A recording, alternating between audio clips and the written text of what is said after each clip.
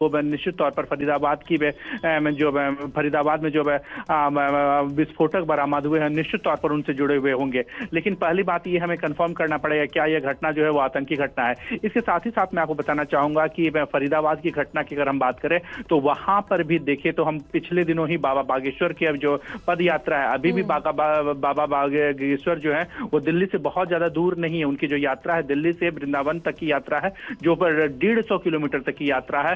परसों ही रात में उन्होंने फरीदाबाद में जो है दशहरा ग्राउंड में जो है वहां पर उन्होंने विश्राम किया था।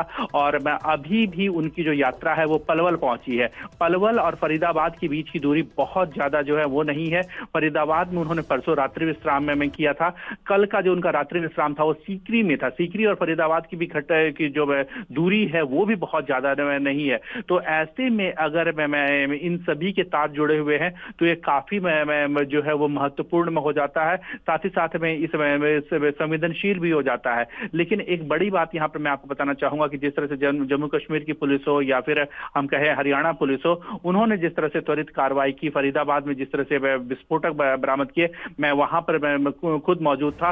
वहां पर हमने वहां के पूर्व सरपंच से बात की। उनका साफ तौर पर कहना था कि 50 से अधिक कट्टे में जो है वो पुलिस जो है वो सामान को भर करके ले गई।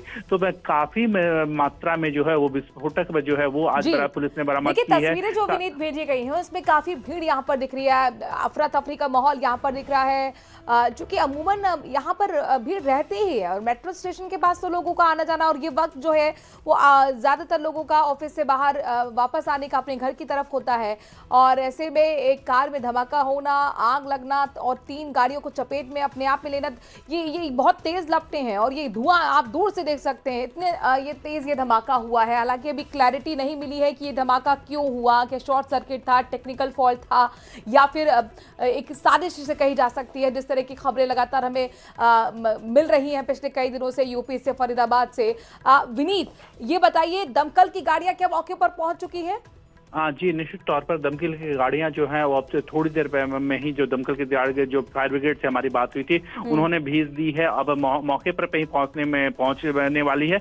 एक बड़ी बात यहाँ पर मैं आपको बताना चाहूंगा कि अगर यह धमाका जो है वो विस्फोटक से नहीं करवाया गया और अगर कहीं ना कहीं इसमें आतंकी एंगल निकलता है तो हो सकता है कि इस तरह की घटना जो है भीड़ भाड़ वाले इलाकों में अफरा तफरी मचाने के लिए या दहशत मचाने के लिए भी इस तरह की घटना जो है वो अंजाम दी जा सकती है।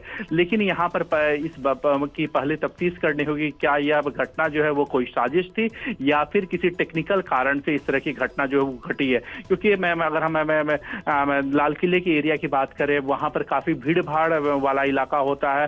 वहां पर थोक विक्रेता जो है वो काफी रहते हैं। वहां से